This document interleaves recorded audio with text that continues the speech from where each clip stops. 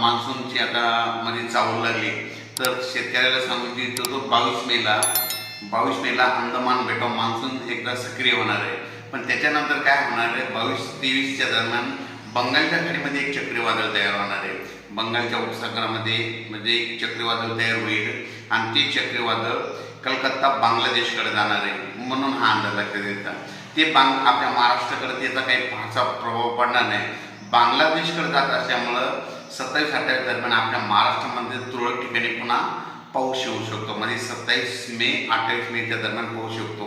म्हणून ज्यांचा भुईमुग काढणं चालू आहे त्या शेतकऱ्यांना आपण आपला भुईमुग काढण्याची तयारी ठेवायची.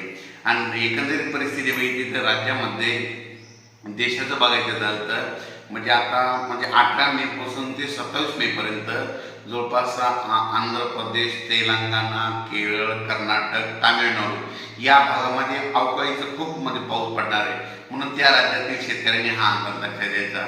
आणि त्याच्यानंतर महाराष्ट्रामध्ये म्हणजे आज 18 मे पासून जे अवकाळी सावट होतं आजपासून कमी झालेलं आहे. फक्त अवकाळी बरसणार आहे, फक्त कुठं बसणार आहे, सांगली जिल्ह्यामध्ये, कोकणपट्टीमध्ये, पश्चिम महाराष्ट्रामध्ये काही भागामध्ये, त्या भागामध्ये राहणार आहे. म्हणून हा अंदाज लक्षात द्यायचा.